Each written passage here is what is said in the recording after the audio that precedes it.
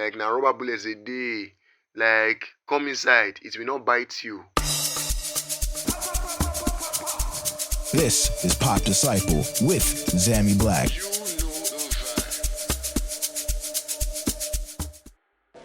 So guys, welcome to PopDisciple with Xammy Black, MCFR. And if you don't know what PopDisciple is where faith meets culture, and the feed, you know the vibe.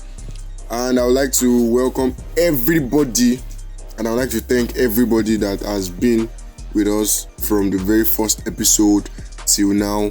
I would like to thank you so much for staying with me, for listening to the podcast, and dropping your 2 cents on every of the podcasts. You know how we move.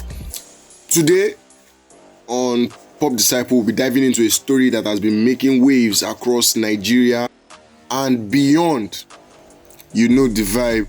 It's a story that intertwines faith, public perception, and complexities of modern leadership. Any which ways, on a seemingly ordinary day in Lagos, this is a story on a seemingly ordinary day in Lagos, Nigeria.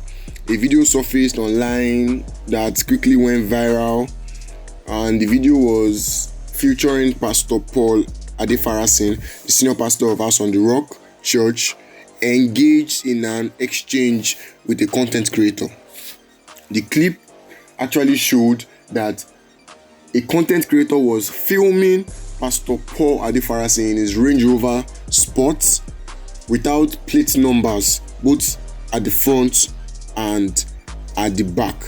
The video ignited a firestorm of reactions. Like, Twitter went wild, Twitter went viral, like Twitter was on fire.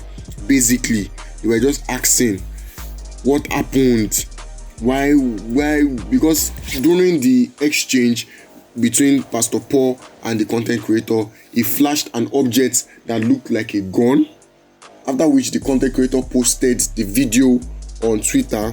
It had many reactions, and everybody was like, why will a pastor be flashing a gun at the content creator and all like that?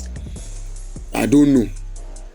But from the other story, from the content creator's side of the story, is that the content creator was popularly known for filming luxury vehicles, and he was recording Pastor Adefarasin's car when the pastor confronted him, because I basically feel he was doing his job when the pastor confronted him.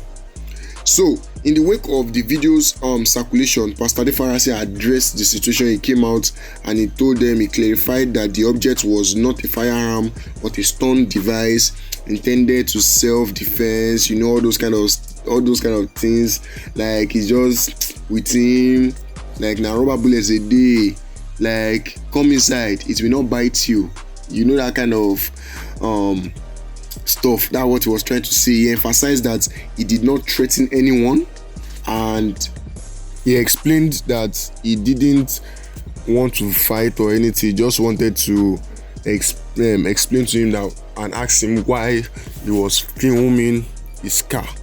Any which ways, the video went viral on Twitter, and it caught the eyes of the Lagos State Police Command, and as case, they called him in for questioning, you know, and he actually obliged. Like, he went to the place, he complied, and during the investigation, a stun gun was recovered from him. If you are familiar with Nigeria's constitution, you will know that guns, firearms, or stun guns or anything are not permitted by the law. They are classified as prohibited anti-riot equipment under Nigerian law. The police granted Pastor Paul Adefarasin bail as the investigation continued. House on the Rock Church released a statement defending their senior pastor. They contended that the device in question was not illegal and criticized the police for mislabeling it. I don't know if you understand what I'm saying. The church dropped a statement and they criticized the government, the police department, for mislabeling it as something that is illegal. they try to back their pastor up that what he did was right and all like that. I don't know if you get what I'm saying. The church urged for professionalism in handling the matter and expressed confidence that Pastor Paul would never do such a thing. Well, legal practitioners and legal experts weighed in on the situation, noting that even not lethal devices like stun guns are subject to regulation. Like the act of pointing such a device at another individual can be considered as an offense under Nigerian law, as it may instill fear or perceived as a threat. You get, like, they feel like you pointing even an object at another person might give the person heart attack or high blood pressure, and the person will be afraid, and boom, the person might just die. You get that kind of thing. So they feel like, say, they have to kind of like still arrest Pastor Adefarasin. I don't know if you get. The incident raises broader questions about the responsibility of public figures, especially religious leaders, in maintaining public trust. It also underscores the power of social media in shaping narratives and the importance of due process in the face of public scrutiny. As the investigation unfolds, the story of Pastor Adefarasin serves as a reminder of the complexities leaders face in the digital age.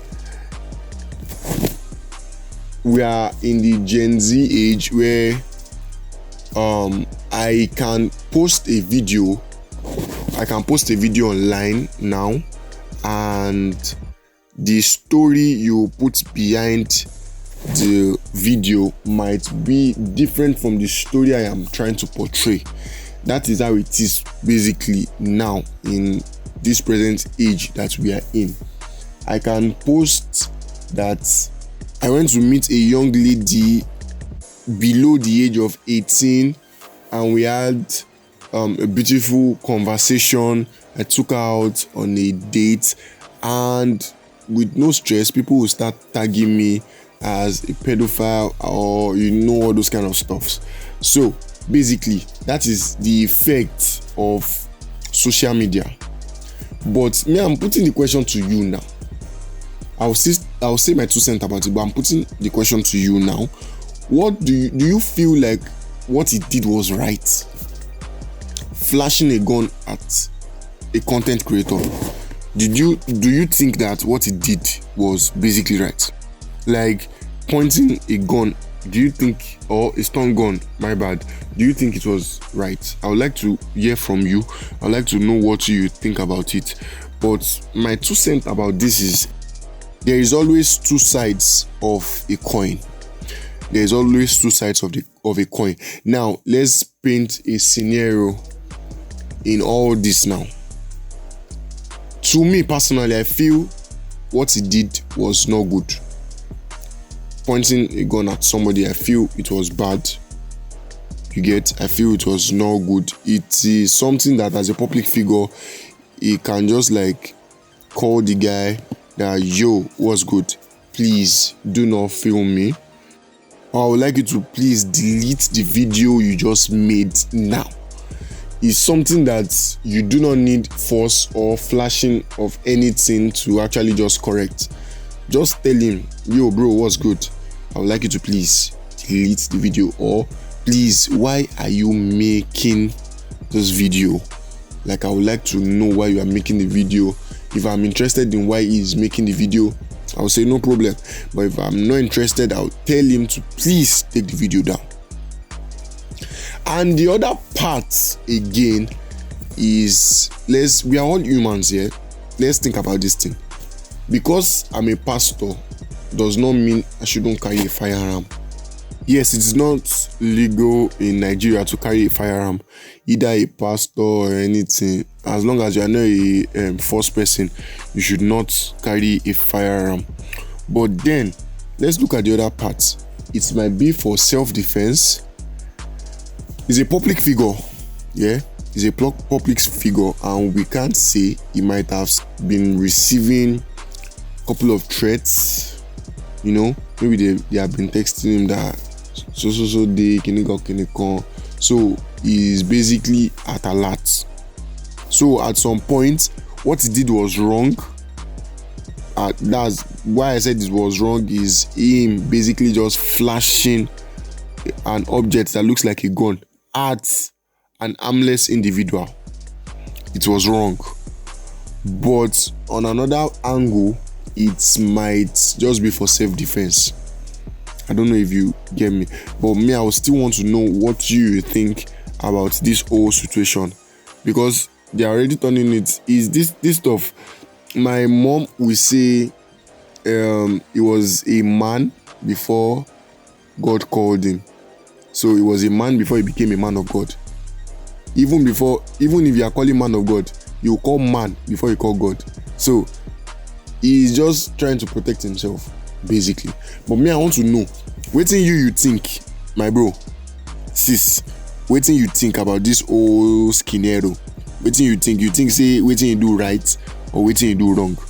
You can hit the comment section, fix what you feel is correct in the comment section, and you can also bring up your own theory. Let's learn from you also. And if you like to follow me, I am active on Instagram, and you can follow me at PopDisciple on Instagram, or you can also follow me as Xammy Black MCFR1 _ on Instagram for us to connect and move forward from here. I am not leaving you. Yoruba mani mi fiele but mo n loli. I am not leaving you, but I would just love to say I love you, but God loves you more. Hope you enjoyed this episode of PopDisciple with Xammy Black. Make sure you're subscribed to be notified when new episodes drop. This podcast is powered by Imagine Studios 116.